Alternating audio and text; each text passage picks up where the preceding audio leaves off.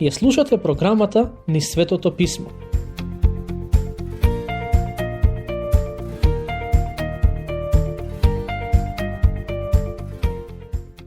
Во претходното проучување размислувавме за празникот Пасха. Слушнете што вели Бог во Излез 12 и 13. Ова е еден од најважните стихови поврзани со овој дел од историјата на Израел. А крвта ќе ви биде знак на куќите, во кои ќе бидете. И кога ќе видам крв, ќе ве одминам, па нема да има меѓу вас помор кога ќе ја казнам египетската земја. Ова е еден вид на упатство кое Бог им го даде на израелците и им кажа дека ако имаат крв над овратниците, ангелот на смртта ќе ги одмине. Крвта не е некоја мистерија или суеверие, туку исполнување на библискиот принцип кој вели без пролевање на крв нема простување на гревовите. Со други зборови, бидејќи е праведен, Бог не може да им прогледа низ прсти на грешниците. Како совршен судија, тој е обврзан да го казни оној кој го прекршил законот, а тоа сме сите ние. За жал, ние живееме во земја во која законот и правото не се почитуваат како што треба. Но Бог е совршен судија на целата вселена и секој кој го прекршува неговиот закон ќе ги носи последиците. Единствениот начин на кој израелците можеа да ја избегнат казната беше преку жртвата и крвта на јагнето. Истото се однесува и на нас. Само преку жртвата и крвта на Господ Исус Христос, Божјото јагне, ние добиваме помилување и спасение. Казната која Бог ја најави е следната. Таа ноќ во Египет секое првородено дете ќе биде посетено од ангелот на смртта. Над овратниците од израелските домови имаше крв и тоа беше знак за ангелот да не влегува таму. Секое семејство требаше да го свати значењето на Пасхата, да поверува во Божите зборови и да постапи согласно. Бог бараше секое семејство да донесе одлука дека ќе постапи како што им кажа. Од нив не се бараше да ги попрскаат довратниците со крв и да прават добри дела, туку само да веруваат дека крвта на јагнето ќе им донесе помилување. Овие заповеди кои Бог им ги даде беа од исклучително значење за нивното спасение. Но тоа не е крајот. На народот му беше заповедано секоја година да го празнува Божјото избавување и ослободување. До ден денешен, празнувањето на Пасхата за израелците е потсетување на тоа како Бог ги избави нивните предци од робството во Египет. Стихови 14 и 15. И тој ден ќе ви биде ден на сеќавање, и празнувајте го тој празник, посветен на Господ. Празнувајте го од колено на колено, како трајна уредба. 7 дена јадете лебови без квас. Уште од првиот ден отстранете го квасот од куќите ваши. Зашто оној кој ќе јаде нешто со квас од првиот до 7-миот ден, тој ќе биде истребен од народот израелски.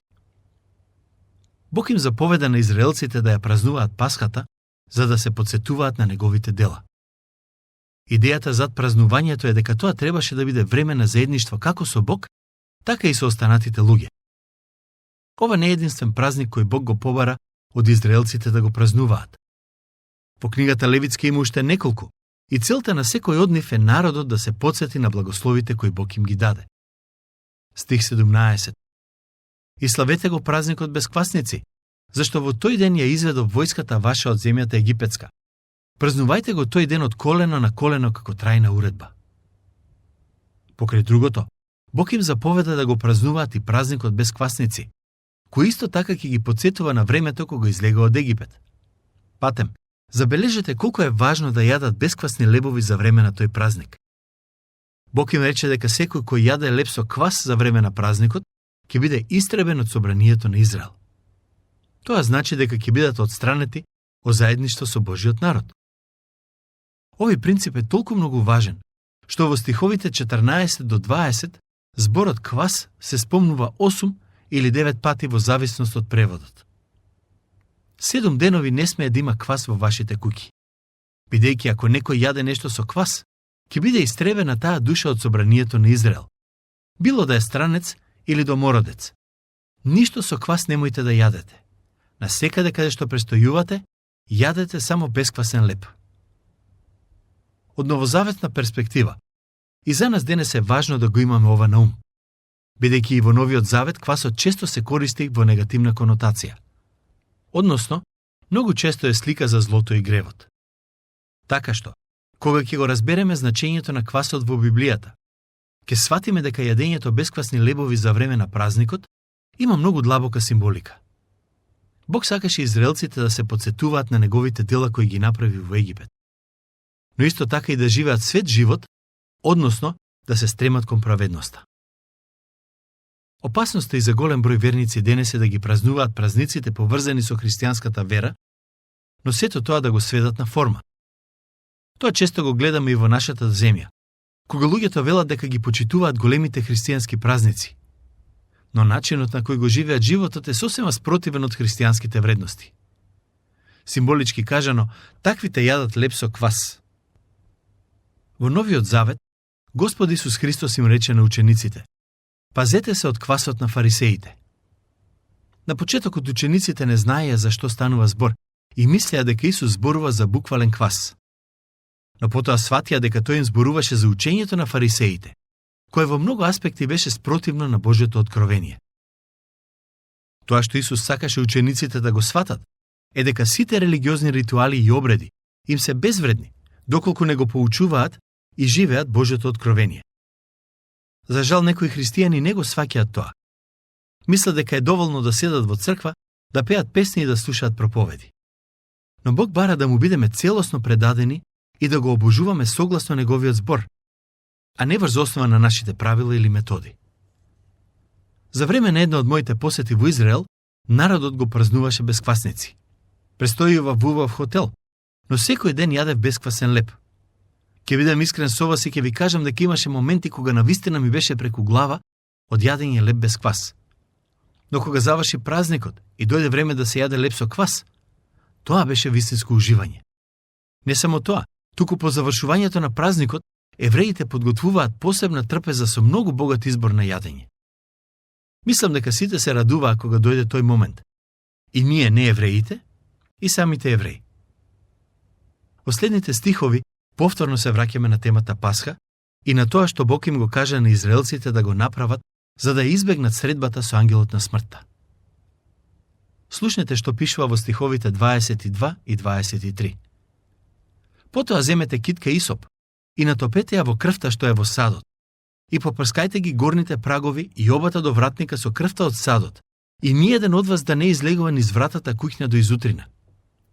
И кога ќе помине Господ да го казнува Египет, штом ќе ја види крвта на горниот праг и на обата до вратника, ќе ја одмине Господ таа врата и нема да му дозволи на истребителот да влезе во куќите ваши и да убива. Сакам да напоменам нешто во врска со овој текст. Веќе неколку пати спомнавме дека како дел од празнувањето на Пасхата, израелците требаше да ја попрскаат крвта на јагнето на довратниците. Но дали некоја сте се запрашале како го направија тоа? Како ја попрскаја крвта на довратниците? Има едно растение кое се вика Исоп и расте на каменести почви. Израелците го користеле тоа растение за оваа намена. Го потопувале Исопот во крвта и ги попрскувале довратниците. За мене лично Изопот е на некој начин символ на верата, бидејќи верата е таа преку која ние го попрскуваме нашето срце со крвта на Господ Исус Христос. Тоа е прекрасна предслика на новозаветниот концепт за спасение. Како што можете да забележите, Бог многу детално им објасни на израелците како да ја празнуваат Пасхата и не им остави простор самите да измислуваат начини како да го сторат тоа. Последните неколку стихови е опишана последната казна која Бог ја прати во Египет, а за која израелците беа подготвени. Казната ја опфати целата египетска земја со исклучок на областа каде што живееа израелците. А како што веќе кажав, тоа е така, бидејќи тие ги попрскаа довратниците со крв од јагне. Всушност, и египтјаните можеа да го сторат истото и ќе беа спасени, но не сакаа. Ангелот на смртта не гледаше дали во некоја куќа живеат израелци или египтјани, туку дали на довратниците од истата има крв од јагне. На Бог нема е важна нашата етничка, ниту пак црковна припадност, туку дали веруваме во смртта и воскресението на Исус Христос. Крвта на Божјото јагне е таа што не спасува. 10-та казна. Смртта на првородените. Забележете што се случи потоа. Ке ги прочитам стиховите 29 и 30 од глава 12. А на полноќ ги уби Господ сите првородени во земјата египетска, од првородениот син Фараонов, кој требаше да седи на престолот негов, до првородениот син на затвореникот во затворот и се што беше првородено кај добитокот. И стана фараонот во таа ноќ, тој и сите негови слуги, и сите египќани, и настана голем пискот во целата земја египетска, зашто немаше куќа во која немаше мртовец. Ова беше последниот суд врз Египет. Умре првородениот од секој дом. Се до овој настан Бог ги казнуваше египќаните на различни начини, но не одзеде човечки животи. Немојте да мислите дека Бог стори грев со тоа што ги одзеде животите на првородените. По крајна сметка, тој секојдневно зема човечки животи, бидејќи како создател и дарител на животот има право на тоа. Бог го дава животот и има право да го земе. Во стих 30 пишува дека фараонот се разбуди, бидејќи ги слушна извиците на луѓето. Еве што им кажа на Мојсей и Арон, откако дозна што се случи. Тогаш ги повика фараонот Мојсей и Арон, ноќта, и им рече: станете, одете си од народот мој, како вие, така и синовите израелски, и извршете му служба на Господ како што велевте. Земете го вашиот ситен и крупен добиток, како што велевте, и одете си, па и мене благословете ме. Иако долго време се противеше, сепак на крајот попушти и им дозволи на израелците да си одат. Потребно беше Бог да го земе животот на син му, за тој да го прифати Божиот збор и да го ослободи народот. Бог можеше да почне со оваа казна и веднаш да ги ослободи израелците. Но тој се обиде да го принуди фараонот да го ослободи народот без притоа египќаните да трпат големи штети. Првото чудо кое го виде фараонот беше претварањето на стапот во крокодил. Уште тогаш можеше да поверува и да го послуша Господ, но неговото срце беше тврдо и зло. Затоа не треба да го обвинуваме Бог за тоа што се случи, бидејќи фараонот и египќаните можеа да поминат многу полесно. Слушнете ја реакцијата на египќаните во стих 33. И египќаните навалуваа на народот што побрзо да си оди од земјата, зашто велеа: сите ќе изгинеме. Оние кои преживеа не знаеа што ќе се случи следно и дали ангелот на смртта пак ќе помине за да ги земе и нивните животи. Ако Бог ги зеде животите на првородените, како да знаат дека тоа нема да се случи и со другите? Затоа побараа од израелците што побрзо да си одат од земјата. И народот си го зеде тестото свое, уште не скиснато, ноквите ги завиткаа во облеките своји и ги ставија на рамењата своји. И постапија синовите израелски според заповедта Мојсеева. И побараа од египќаните сребрени и златни предмети, а и облека. Израелците ја напуштија земјата, но зедоа и плата за нивниот труд. И Господ направи, та народот најде благонаклоност кај египќаните, а тие им дадоа. Така ги обраа египќаните. Египќаните беа должници на израелците, бидејќи израелците долги години беа нивни робови. Стих 37. И тргнаа синовите на Израел од Рамзес за Сукот, околу 600.000 пешаци мажи, не сметајќи ги тука децата. Пред неколку епизоди спомнав дека доктор Кајл даде своја проценка за бројот на израелците кои излегоа од Египет. Ако ве интересира конкретниот број луѓе кои излегоа од Египет, одговорот го имате во книгата Броеви. Забележете што вели текстот. Само мажите беа 600.000. Ако на тоа ги додадеме жените и децата, сигурно ќе добиеме повеќе од 1,5 милион луѓе. Слушнете што пишува во стих 38. Ова е навистина интересно. И многу други придојдени отидоа со нив, како и ситен и крупен добиток, мощне големо стадо. Овие луѓе, кои се наречени придојдени, се всушност оние кои тргнаа со израелците, а немаа израелско потекло. Некои од нив беа сопруги и сопрузи на израелците, други тргнаа со нив бидејќи поверуваа во Божјата сила, а трети едноставно ја искористија можноста и си заминаа. Дел од нив ќе прават проблеми додека израелците се наоѓаат во пустина. Но ако повеќе ве интересира тој дел од историјата на израелскиот народ, ви препорачувам, покрај книгата Излез, да ги прочитате и книгите Левитска, Броеви и Повторени закони. Така што, народот кој излезе од Египет беше доминантно израелски, но помеѓу нив имаше и луѓе со неизраелско потекло. И токму таа мешаност на народот ќе биде една од причините за поделбите и проблемите во пустината. Мислам дека тоа е еден од главните проблеми на црквата денес. Имаме луѓе кои формално стануваат дел од црквата, но суштински не се дел од неа, бидејќи не се спасени. Таквите се оние поради кои црквата е помешана, составена од спасени и неспасени луѓе. Неспасените луѓе често прават проблеми во црквата, бидејќи не сваќаат зошто таа постои и како треба да функционира. После 4 векови дојде моментот израелците да го напуштат Египет. А од тестото, што го изнесоа од Египет, испекоа бесквасни лепчиња, зашто тоа уште не беше скиснато кога ги истераа египтјаните и не можеа да се задржуваат, така што дури ни храна за попат не си приготвија. Тоа значи дека некои од нив не беа подготвени за патувањето. Времето пак, што го поминаа синовите израелски во Египет, изнесуваше 430 години. А кога се навршија 430 години, ноќе, во истиот ден, излезе сета Господова војска од земјата египетска. Таа ноќ, кога Господ ја пробдеа за да ги изведе од египетската земја. Тоа е ноќ бдение, од чест на Господ, која треба да го празнуваат синовите израелски од колено на колено. Како што кажав претходно, Пасхата е најстариот религиозен празник кој се уште се празнува во светот, а неговите корени се во книгата Излез и во земјата Египет. Мислам дека израелците нема да престанат со празнувањето на овој празник се додека Месијата не дојде повторно.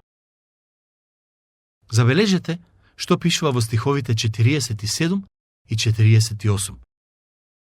Целото израелско општество нека прави така. Ако се насели кај вас некој тугинец и посака да ја празнува Пасхата Господова, нека му се обрезат сите од машки пол, па потоа нека почне да ја празнува. И ќе биде како родан во таа земја. Инаку, никој необрезан да не јаде од неа.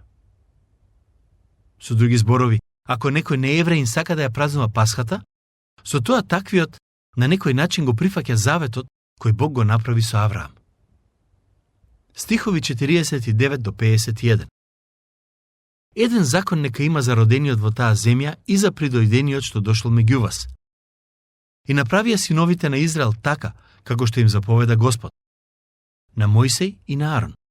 И во тој ден ги изведе Господ синовите израелски од земјата египетска, поделени на дружини. Откако излегоа од египетската земја, израелците го минаа Црвеното море и патуваа низ пустината со цел да стигнат до земјата која Бог му ја вети на нивниот прататко Авраам. Тоа е предслика за спасението на христијаните. Но затоа ќе размислуваме во некоја од следните епизоди. Господ нека ве благослови.